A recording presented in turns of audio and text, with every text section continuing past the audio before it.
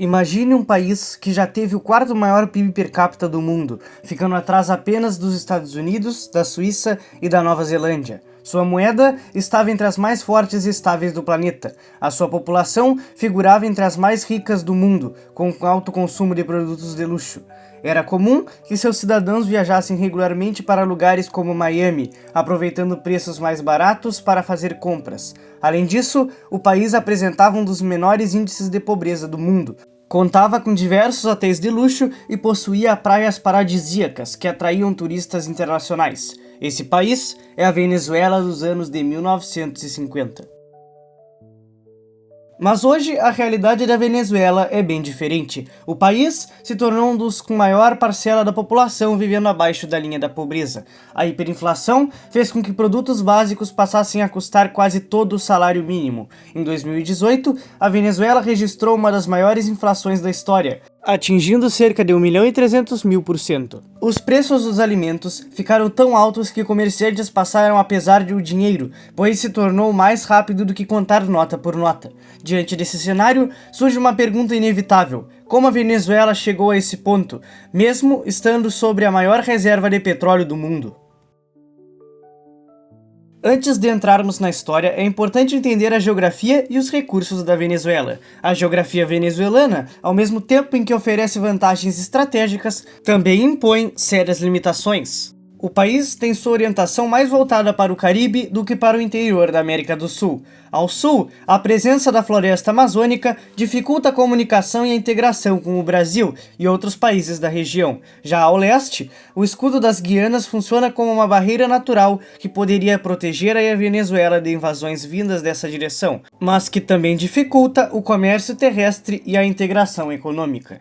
Ao leste, a fronteira com a Colômbia é marcada por extensões da Cordilheira dos Andes, formando outra barreira natural que limita invasões, mas também torna o transporte e a circulação mais complexos. No norte, a Venezuela possui o chamado Planalto da Costa, uma região elevada próxima ao litoral que oferece uma grande vantagem defensiva contra ataques navais, mas ao mesmo tempo é onde se concentra a maior parte da população venezuelana. Assim, as mesmas barreiras naturais que fortalecem a Venezuela do ponto de vista geopolítico acabam prejudicando sua integração territorial e comercial com o restante da América do Sul. Diante dessas limitações, a Venezuela foi praticamente obrigada a desenvolver suas cidades, infraestrutura e economia voltadas para o litoral, utilizando o mar como principal via de exportação e conexão com o restante do mundo. Já em alguns de seus benefícios, como no oeste, a presença da Cordilheira dos Andes cria uma continuidade física com a Colômbia,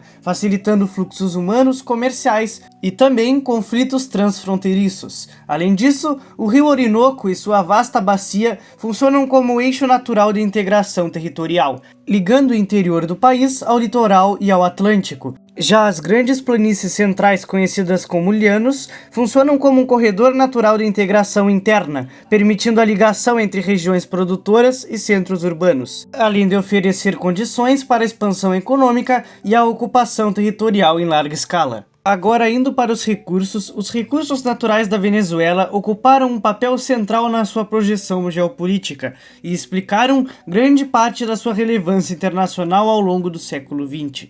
O país possui uma das maiores concentrações de recursos energéticos do mundo, o que o coloca estruturalmente em uma posição estratégica dentro do sistema global, especialmente em relação às grandes potências industriais. O principal recurso venezuelano é o petróleo, concentrado sobretudo na faixa petrolífera do Orinoco e na região do Lago de Maracaibo, que é a região mais estratégica, pois é onde concentra a maior parte do petróleo venezuelano. Essa concentração reforçou a orientação externa da economia venezuelana, tornando o país profundamente dependente da exportação de energia e do comércio marítimo. Do ponto de vista geopolítico, isso inseriu a Venezuela diretamente nos interesses estratégicos de grandes consumidores globais, como os Estados Unidos, a Europa e, mais recentemente, a Ásia. Ao mesmo tempo, essa dependência reduziu os incentivos para a diversificação produtiva e para a integração econômica com o interior da América do Sul, aprofundando o modelo extrativista e exportador.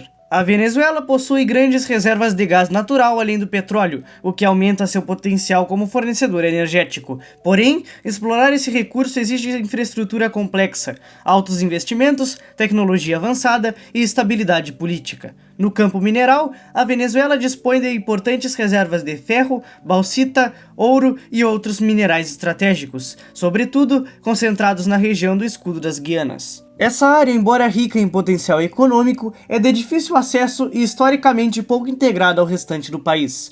Os recursos hídricos da Venezuela são estratégicos para a geração de energia hidrelétrica e atividades econômicas. A abundância de rios oferece potencial energético e logístico, mas sua exploração é limitada pela geografia isolada de certas regiões e pela concentração populacional no norte. A distância entre áreas ricas em recursos e centros políticos e econômicos reforça desequilíbrios internos e dificulta a integração territorial.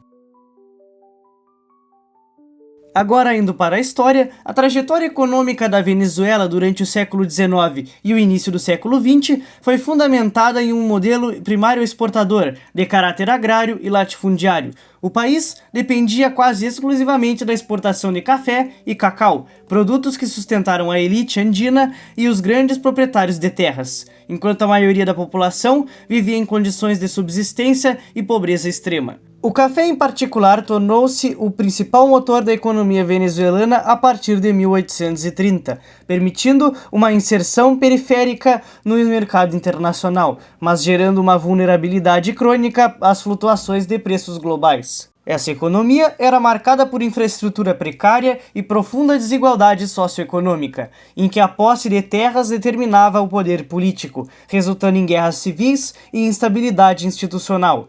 Sob o regime de Guzmán Blanco, iniciou-se uma modernização desigual, financiada por capital estrangeiro, que contribuiu para a centralização do Estado, embora a base produtiva permanecesse essencialmente agrícola, até os primeiros sinais da transição petrolífera.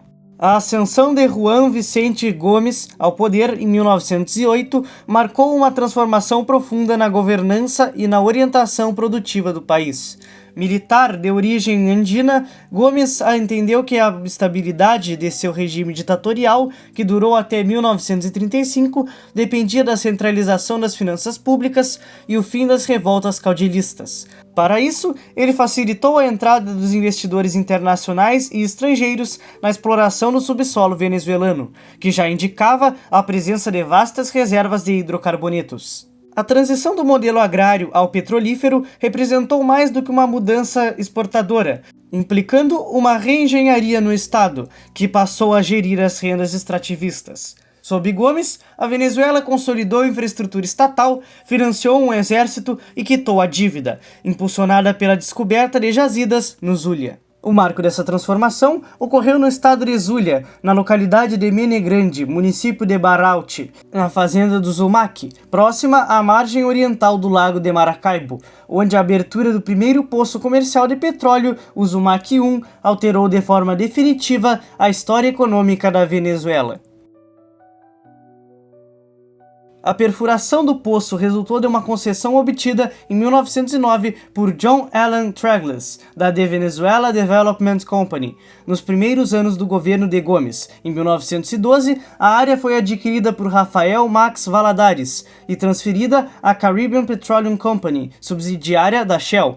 Em 1914, geólogos estrangeiros já haviam identificado menes, que basicamente significa vazamento de petróleo na superfície, que foram identificados entre São Timóteo e o rio Paude, indicando alto potencial para petróleo bruto na região zuliana venezuelana, da época histórica inicial. A perfuração do Zumaque 1 foi iniciada com equipamentos que, sob a ótica moderna, pareciam rudimentares, incluindo uma torre de madeira e uma perfuratriz de percussão. O trabalho culminou em 31 de julho de 1914, quando o poço, a 135 metros de profundidade, passou a produzir comercialmente petróleo bruto de 18º API das formações do Mioceno. O evento foi marcado por um reventon, um jorro descontrolado de óleo que cobriu a torre de madeira, algo comum na época, pela dificuldade em controlar a pressão do reservatório. Esse reventon simbolizou a liberação de uma riqueza escondida sob o solo agrário, marcando o exato momento histórico em que a Venezuela deixava de ser apenas exportadora de produtos da terra para se tornar uma grande potência energética de alcance internacional. Inicialmente, o poço produzia 264 barris por dia, um volume que, embora modesto, serviu como prova definitiva da viabilidade comercial das reservas venezuelanas, atraindo imediatamente o interesse de dezenas de outras corporações internacionais. A importância do Zumaque 1 foi além da engenharia, pois alterou o eixo do poder econômico do país, deslocando-o das montanhas andinas produtoras de café para as planícies e bacias do Zulia. A década de 1920 marcou a explosão definitiva da indústria petrolífera, impulsionada pelo estouro do Poço de La Rosa, em 1922, que jorrou 100 mil barris por dia e desencadeou uma verdadeira febre do petróleo, comparável às corridas do ouro.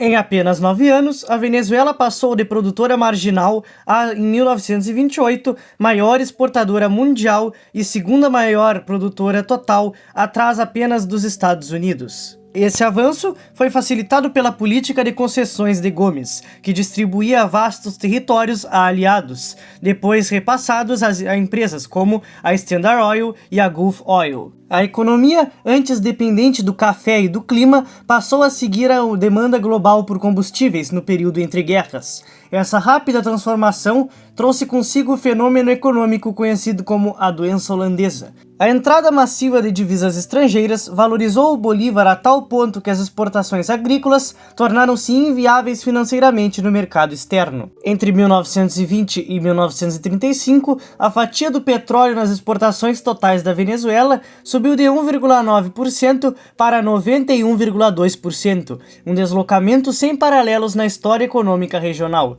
Como consequência direta, a produção agrícola definhou, caindo de 1/3 do PIB na década de 1920 para menos de 10% na década de 1950, alterando a demografia do país de majoritariamente rural para urbana em poucas décadas. Após a morte de Gomes em 1935, os governos de Eleazar López Contreras e Isaías Medina Angarita tentaram redefinir a relação com as empresas petrolíferas estrangeiras. Ganhou força o conceito de Semblar el Petróleo, de Arturo Uslar Petri, que defendia investir a renda do petróleo no desenvolvimento nacional. Até então, a legislação era fragmentada e amplamente desfavorável ao Estado, garantindo baixos royalties e amplas isenções às transnacionais. Em 1943, sob o governo de Medina Angarita, foi promulgada uma nova lei de hidrocarbonetos, que representou o primeiro grande passo político em direção ao controle soberano dos recursos. Essa lei foi negociada de forma amigável com o apoio do Departamento de Estado dos Estados Unidos, que buscava garantir o suprimento estável para o esforço de guerra aliado contra as potências do eixo. Ela estabeleceu que Estado e empresa dividiriam a riqueza em proporções próximas de 50-50. O governo elevou o royalty para 16,67% e criou o imposto de renda, eliminando isenções alfandegárias que prejudicavam a economia local. Em troca, as concessionárias aceitaram novos termos e reestabeleceram extensão de 40 anos nos contratos, garantindo segurança para investimentos, como as refinarias de Cardón e Amuay, que formariam um dos maiores complexos de refino do mundo na época. Durante a década de 50, a ditadura de Marcos Pérez Jiménez usou o fluxo de petrodólares para promover uma transformação inédita na Venezuela. O regime militar priorizou grandes obras de infraestrutura, como rodovias modernas, incluindo a Caracas-La Guaira, hotéis de luxo e conjuntos habitacionais, o que rendeu ao país o apelido de Venezuela Saudita. A estabilidade cambial era alta, com o bolívar entre as moedas mais fortes do mundo, e o PIB per capita crescia, fazendo da Venezuela um oásis de prosperidade. A fundação da OPEP em 1960, por iniciativa do ministro venezuelano Juan Pablo Pérez Alfonso, marcou uma nova era do nacionalismo econômico. A Venezuela passou a defender que o petróleo não era uma mercadoria comum, mas um recurso não renovável que deveria ser valorizado estrategicamente. Ao longo dos anos de 1960 e início dos anos de 1970, o país investiu pesadamente em saúde, educação e saneamento, utilizando a renda do petróleo para financiar um estado de bem-estar social nascente. No entanto, o choque do petróleo de 1973, decorrente do embargo da OPEP na Guerra do Yom Kippur, alterou drasticamente o panorama financeiro. Os preços quadruplicaram, gerando uma receita inesperada de 10 bilhões de dólares em apenas 2 anos para o governo de Carlos Andrés Pérez. Este excesso de liquidez levou ao projeto da Gran Venezuela, caracterizado por gastos públicos maciços, criação de centenas de empresas estatais e um aumento vertiginoso da dívida externa para financiar projetos industriais de grande escala. Foi nesse contexto de euforia e centralização estatal que se preparou o terreno para a nacionalização definitiva. A Lei de Reversão de 1971 já havia estabelecido que as instalações das petrolíferas deveriam retornar ao Estado ao fim das concessões, mas a necessidade de controle absoluto sobre a produção levou à criação da PDVSA em 1976. Este movimento não foi apenas uma mudança de propriedade, mas a consolidação de um modelo de capitalismo de Estado, que visava converter a renda petrolífera em um motor de desenvolvimento industrial diversificado. No seu primeiro ano de operação, a PDVSA iniciou atividades com 3 subsidiárias principais, Lagoven, Maraven e Corpoven, que herdaram as operações de gigantes multinacionais, como a Exxon, Shell e Gulf Oil. Naquela época, a produção de petróleo atingia aproximadamente 2,3 milhões de barris por dia, e o setor de refino processava cerca de 984 mil barris diários. Durante o final da década de 1970, o país viveu o que foi conhecido como a Era da Venezuela Saudita. A economia era caracterizada por uma taxa de câmbio fixa e estável de 4,30 bolívares por dólar americano, e o PIB per capita da Venezuela era um dos mais altos da América Latina, chegando a representar quase 80% do PIB per capita dos Estados Unidos em 1977. Contudo, essa prosperidade mascarava vulnerabilidades estruturais profundas. O investimento nominal em exploração da PDVSA cresceu mais de 500% entre 1976 e 1978, mas a produtividade do trabalho na indústria petrolífera começou a apresentar sinais de declínio sistemático, caindo mais de 70% entre 1970 e meados da década de 80. A dependência fiscal do petróleo tornou-se absoluta entre 1960 e 2016. O petróleo representou uma média de 90% das exportações totais e quase 60% das receitas governamentais. Esse cenário criou a doença holandesa, que, como eu havia dito anteriormente, ela é basicamente a valorização da moeda impulsionada pela renda do petróleo, o que sufoca os produtores não petrolíferos, como a agricultura e a manufatura, tornando o país excessivamente dependente de importações. A década de 80 introduziu a Venezuela a uma realidade de volatilidade extrema e choques externos. O colapso dos preços mundiais do petróleo no início da década expôs a insustentabilidade do endividamento público, contraído durante os anos de bonança. Em 1981, as exportações de petróleo geraram 19,3 bilhões de dólares, mas esse valor caiu para aproximadamente 13,5 bilhões de dólares em 1983, uma redução drástica de 30%. A situação culminou na Sexta-feira Negra, quando o governo de Luis Herrera Campins foi forçado a desvalorizar o bolívar e a introduzir controles de capitais pela primeira vez em décadas. A desvalorização de 1983 veio acompanhada da criação do regime de câmbio diferencial, um sistema que permitiu fuga de capitais estimada em 8 bilhões de dólares e gerou corrupção no acesso de dólares subsidiados. O poder de compra do venezuelano médio caiu 75% em poucas horas, enquanto a taxa de câmbio passou de 4,30 para 7,50 bolívares por dólar no mercado oficial. O episódio marcou o início de um longo período de inflação de 2 dígitos, o que persistiria nas décadas seguintes. Entre 1978 e 1989, a economia venezuelana entrou em colapso, com crescimento anual per capita médio negativo de 2,6%. A inflação, historicamente baixa, disparou para 84% em 1989, no governo de Carlos Andrés Pérez, após a tentativa de implementar o ajuste macroeconômico, conhecido como El Paquetazo. O desequilíbrio fiscal foi agravado pela monetização do déficit pelo Banco Central, que passou a financiar gastos públicos diante da incapacidade de novo endividamento externo após o calote da dívida em 1986. A resolução da crise dos anos 80 ocorreu em duas etapas. Primeiro, a implementação do Programa de Reformas Estruturais El Gran Viraje, em 1989, voltando à estabilização das finanças públicas por meio da liberalização do mercado, ajustes fiscais e eliminação de controles cambiais sob orientação do FMI. O pilar financeiro foi a adesão ao Plano Brandy, em 1990, que permitiu reestruturar a dívida externa, reduzir o serviço da dívida em cerca de 35% e permitir o retorno aos mercados internacionais, apesar do elevado custo social e protestos populares intensos. Os anos 90 foram marcados por uma instabilidade crônica e tentativas de reforma estrutural.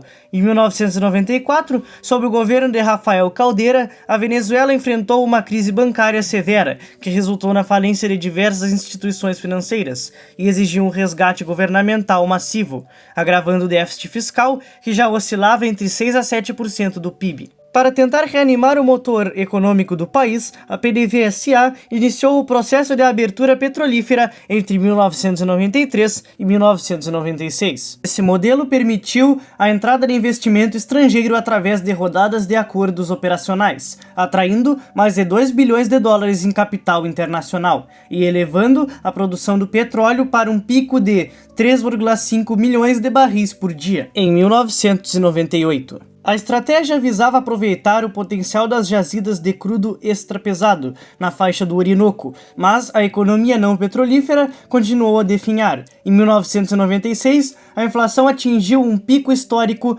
para a época de 100% e a pobreza extrema continuava a crescer, afetando mais de 66% da população em 1995.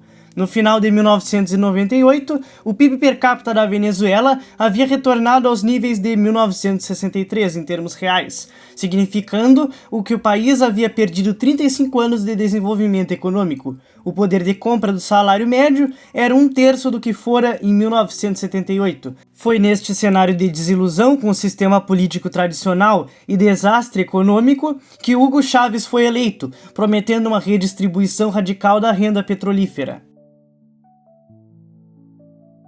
Hugo Chávez assumiu a presidência em fevereiro de 1999, com o preço do barril de petróleo em uma mínima histórica de $8,43 por barril. O déficit orçamentário ameaçava atingir 9,5% do PIB e o desemprego oficial estava em 11%. No entanto, a sorte geopolítica mudou rapidamente. No início dos anos 2000, marcou o começo do superciclo das commodities, elevando o preço do barril de petróleo de $25 em 2003 para um pico de $147 em 2008. O governo Chávez utilizou essa receita sem precedentes para financiar a expansão massiva do gasto público, através das missões socialistas. O gasto social central, que era de 8,2% do PIB em 1998, saltou para 20,9% do PIB em 2006. Em termos reais, o gasto social por pessoa aumentou 314% entre 1998 e 2006. Como resultado, a pobreza caiu de 55,1% em 2003 para 27,5% em 2007. Porém, esses benefícios incentivaram cada vez mais as pessoas a não trabalharem, pois valeria muito mais a pena ficar sentado recebendo benefícios.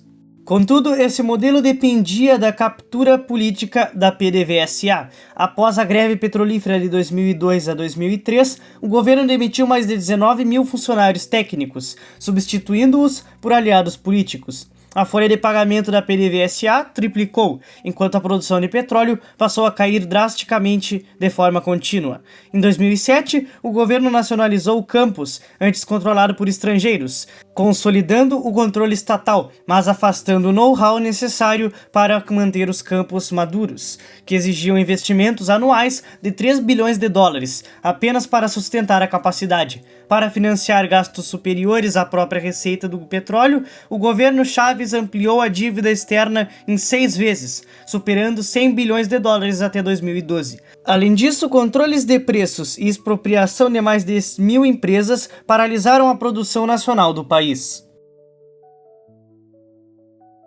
Com a morte de Chaves e a ascensão de Nicolás Maduro em 2013, o modelo rentista atingiu seu limite físico e financeiro. Quando os preços do petróleo desabaram de 100 dólares para 40 dólares em meados de 2014, a Venezuela estava desprotegida, sem fundos de estabilização e com uma dívida externa impagável. O PIB contraiu por 7 anos consecutivos a partir de 2014, resultando em uma perda de aproximadamente 80% do tamanho da economia. Para manter o gasto público e o serviço da dívida, o Banco Central da Venezuela acelerou a impressão de dinheiro. A base monetária crescia as taxas de 20% a 30% ao mês, empurrando o país para a hiperinflação em novembro de 2016. Em 2018, a inflação atingiu um nível astronômico de 1.700.000%, segundo o FMI, destruindo completamente o valor do bolívar. A produção do petróleo, principal fonte financeira do país, entrou em colapso pela falta de manutenção e investimentos. De 2,3 milhões de barris por dia em 2014, caiu para menos de 500 mil em 2020, atingindo a mínima histórica de 337 mil barris em julho daquele mesmo ano. As sanções dos Estados Unidos em 2019, direcionadas à PDVSA, agravaram o declínio, embora a má gestão e corrupção institucional já tivessem causado grande parte do dano estrutural. A crise humanitária resultante foi histórica, o poder de compra dos salários foi destruído, a pobreza multidimensional ultrapassou 80% e mais de 7,7 milhões de venezuelanos deixaram o país, fugindo da fome e da falta de serviços médicos básicos. Em 2023, o padrão de vida era 74% inferior ao de 2013, queda comparável a países em guerra.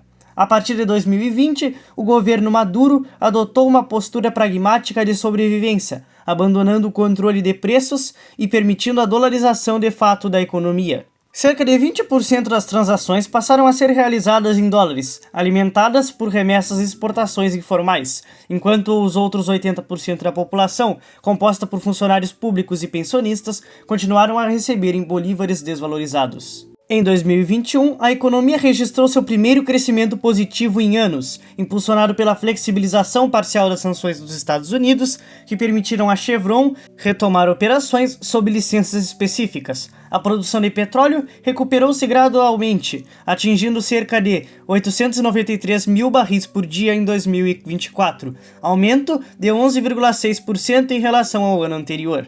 A inflação, porém, permaneceu elevada, fechando 2023 em cerca de 190%. A infraestrutura do país segue em frangalhos. A PDVSA necessita de investimentos estimados em 100 bilhões de dólares para reconstruir sua capacidade produtiva, enquanto o setor elétrico enfrenta apagões constantes por falta de manutenção. A dívida externa total supera 150 bilhões de dólares, tornando inviável uma reestruturação econômica duradoura, sem acordo político e o fim das sanções. O ano de 2026 marca uma mudança radical no paradigma econômico venezuelano. Após a captura de Nicolás Maduro em 3 de janeiro de 2026 por forças especiais dos Estados Unidos, durante a operação Absolute Resolve, uma nova administração interina liderada por Delcy Rodrigues foi instalada sob a supervisão direta de Washington. Este evento precipitou uma reforma imediata e profunda da indústria petrolífera. Em 29 de janeiro de 2026, a presidente interina Rodrigues assinou uma lei de privatização do setor de petróleo, revertendo mais de 2 décadas de estatismo socialista. A nova legislação permite que empresas criadas assumam o controle total da produção, gestão e venda de petróleo, acabando com o monopólio da PDVSA. Além disso, a lei estabelece um teto de royalties de 30% e permite a arbitragem independente para disputas legais, uma tentativa de oferecer garantias jurídicas contra futuras expropriações. Simultaneamente, o governo dos Estados Unidos passou a controlar diretamente as receitas das exportações de petróleo venezuelanas. Os valores são depositados em contas bloqueadas no Tesouro dos Estados Unidos e no Catar. Para evitar arrestos por credores internacionais, o governo interino precisa submeter a pedidos orçamentários para acessar esses recursos, destinados prioritariamente à reconstrução da infraestrutura, saúde e energia. Ainda assim, o caminho da Venezuela daqui para frente permanece incerto. O país enfrenta a necessidade de reformas profundas em sua estrutura econômica e social, enquanto a corrupção continua presente e exercendo forte influência sobre o funcionamento do Estado. A economia segue fragilizada e o setor petrolífero permanece incapaz de garantir estabilidade de longo prazo. No entanto, o problema central não está no petróleo em si, mas na forma como a economia venezuelana foi estruturada ao redor dele. Caso a economia venezuelana volte a depender exclusivamente de períodos de alta do petróleo, os erros do passado tendem a se repetir. Uma nova queda nos preços internacionais forçariam novamente o país a recorrer ao endividamento e à emissão de moeda, aprofundando os ciclos de crises. Por isso, a diversificação econômica torna-se indispensável, assim como a retomada dos setores produtivos que colapsaram ao longo dos anos, em parte devido a políticas sociais mal sustentadas, mas também pela excessiva dependência da renda petrolífera. Dessa forma, o governo venezuelano enfrenta desafios numerosos e extremamente complexos, cujas soluções exigem tempo, estabilidade política e mudanças estruturais profundas. O futuro do país permanece em aberto. A Venezuela pode, com reformas consistentes, reconstruir sua economia e suas instituições, ou pode continuar presa a um ciclo de crises que a conduza a um colapso prolongado.